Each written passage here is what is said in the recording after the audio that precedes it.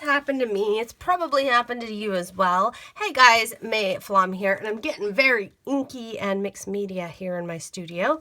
And what I've got here is, I've got a stamp that didn't come out just perfect. There's a couple of spots in the hair that didn't quite stamp, and I'm just going to take a brush tip marker and smooth that out. Rather than waste a stamp, rather than waste the paper, if there's just a quick and easy little fix, I will do it. And you do not need to worry about perfection, because guess what? By the time this is stamped and colored and on a card, we're not going to notice the slight imperfection. Now there's one more thing I'm going to tell you about, because there is a spot on this skirt here, and with a slow and steady hand, I am going over her dress. I'm going to go over her arms as well, just because I am thickening the line just a little bit. And if you thicken the line on one spot, it's just going to look best if you just go ahead and thicken the line for the image. Now this is a very simple little stamp. I'm only sticking to the very outside, so it's not going to take me much time. And actually, if I wanted to re-stamp this properly, I wouldn't even have to do this. The reason I'm doing this and doing this in a video for you is so that you can see what will happen. See, if I didn't do that, the ScanNCut, when I go to scan this, it's going to recognize the little break that there was a little spot here and a little spot here. It's going to try to go inside and cut that line and cut that snowman and all that other stuff out. I don't want it to do that. I just want it to cut out the outline of my little girl here. All right, so I've got my ScanNCut out. I'm going to go in here and direct cut.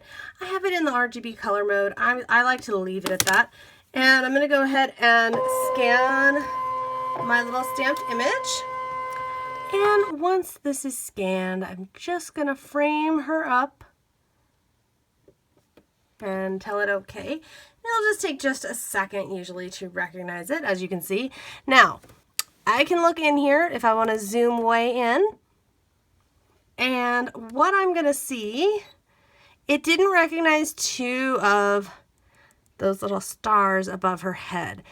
That's okay, because what I'm actually, but it did recognize her outfit and everything entirely and perfectly. So what I'm going to do here is just go in here and say ignore object size. Oh, it already did it. Okay, so what you can do is you can see here how those are dark. If I go up, they disappear. What it means is it's ignoring them. What it means is it's not recognizing them anymore, which I do not want. It's going to want to cut them all separately. If I wanted to cut everything out, what I would want to do is on a piece of acetate, trace the entire image, not detailed, just along the edge that I actually want it to cut on, and scan and cut that. If I wanted the whole thing as one. Because these are all individual little images, they're not going to want to cut together. And that's okay. What I'm doing, I don't care. I don't want them there anyway. So as soon as I look at all my settings and everything's okay, if I want, I could put a distance, a cutting distance. What that would do is just give a bit of an outline. I'm going to go with 0 distance on this and go ahead and cut it out. Now for this next part, you can use any color medium you like, from pens to watercolors, whatever you like. What I did was to color more on the outsides and then just kind of let it blend into the middle, let it get a little lighter towards the middle. And you know what, guys, it's nothing incredibly special. I happen to use watercolors. I'm trying some oil pastel on this one here, and it's turning out lovely. I'm not going to do the whole thing, but all I did was put it all over everything. And then I went in with some white glitter glue. So I went in here with my white glitter glue and just spread it around, put a little down and then just kind of let it spread around. And the other thing I did just on her dress, which you can see here, is I put a dimensional glossy sealant on there and then let it dry so that it got really, really super glossy. Now you might notice this stamp versus this stamp, this one has more shine to it. This one is embossed, this one is not. It works either way, it really doesn't matter. And you'll also notice this one I cut directly around, this one I put a border around her. It's really a personal preference. I usually like the 0.04 border when I'm stamp making. That just tends to be what works out best for me. Now, once you've got your stamped image all colored out, guess what? It's time to assemble and make our holiday card. I'm so excited. This is going to be so much fun. And this would be a great one. If you wanted, you could color a bunch of the same stamped image or stamped images and then kind of work in a batch. So you make them, cut them out, color them all, and then assemble the cards. Now for your background, you can do whatever you would like. I'm going to do kind of a mix. I'm going to take a little bit of some water reactive spray stain here, and I'm going to spray a little water on it because watch the magic as everything activates. I really just want a fun, splattery background. Oh, I just love when it does that. I just love it. And you know, I was going to mix mediums, but I'm kind of loving how that looks. You could use ink, you could use watercolor, whatever you like, whatever you've got. Pencils, oil pastels, play with what you've got. This is a lot of fun. What I like about this is it gives me a lot of depth for my background and a lot of color, a lot of fun, but without any actual bulk or anything like that. Now I'm just kind of looking at her here to see, do I want a little more? And I really do. I'm also kind of thinking what I'd like to do is just take a heat tool here and just dry this off a bit so that my card doesn't keep, I mean, I do want more layers of color, but I'd like to have what I already have on here dry a bit before I continue on. I was considering some pink, but I think more of a green and kind of a minty color as well would be better, just because there's no pink on my little lady there yet. So I don't really feel like introducing pink is what I want at this point, but I can add in my splatters of color and then again repeat with getting them, I'm trying to get just a tiny bit of water using really short little bursts, so just a few droplets of water go down there.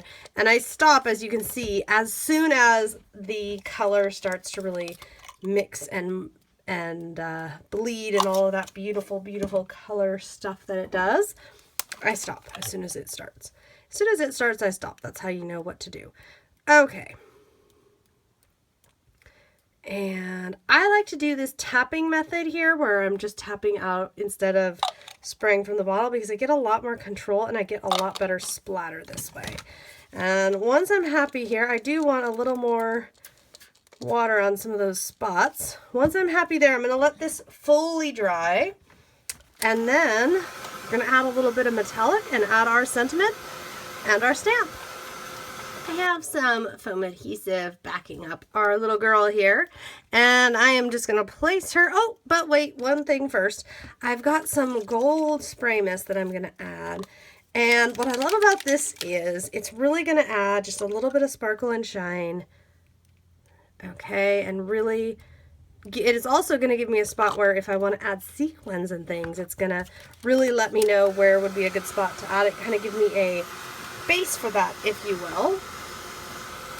And if any of the spots are just too much, I can just blot them. Not a problem. And I'll let that air dry on its own, but I do want to get our little friend here. And now you can really see why I like the white border so much, because when I place this, and she is on foam adhesive, when I place her on here, the little white border just gives her a bit of pop from the background. Now, the next thing I'm going to do, I've got my Merry Christmas sentiment stamp here. And I'm going to stamp it. I'm going to stamp it with an archival ink so that it won't react with all of the colorful mediums that are on there. And Merry Christmas, there she is. There's only one thing left to do, which is I'm going to trim her down a little bit and stitch her on to a beautiful blue card. Since I did all of this just on a card front, a flat piece of paper, so that none of my fancy wild colors and mediums and things would get messy. Here's my card front all stitched up, and I did this separate from my actual blank card so that it would not go through, so that the inside of my card would not show my stitching. And I love that this is a blue Merry Christmas card. I don't know, that just really tickles me. I love it. And then I've got my sequins here for one really quick final little thing. I'm just going to take a little bit of liquid adhesive and put a few little drops down over here. And then I'll also give her one little droplet up there. Since her hands are up, I'm kind of giving her a few little droplets here. And then I'm just going to pull in here from my big bin of sequins, whether they're silver or white or blue, gold, as long as they're not clashing with what's going on here, I'm going to let them, even a little purple one, that'll be fine. And I've also got some gold ones here that I'll use. And some of these gold ones are really tiny, and there's even a couple little beads in here. So I'm kind of just letting drop. Whatever drops is what's going to be on that spot. And that's how I managed to keep it a little bit random, but at the same time, I know what's going on since I used a specific mix, okay, that was a certain set of colors. So I'm not really taking like a huge risk or anything, since I know, okay, you know, these are the colors that I have in this mix, so these are the things that might come out. So not a huge risk, but it still lets it be a little bit fun and a little bit random. And there we go, finished card. And thanks to my ScanNCut, this is a design that I could create and recreate in many different forms with many different stamps. So I hope I have encouraged you, if you have the ScanNCut, to get it out there and give it a go. And if you don't, or if you want more of my videos, check out my channel. I have a whole playlist full of ScanNCut videos. I'll see you next time. I wish you very happy holiday crafting.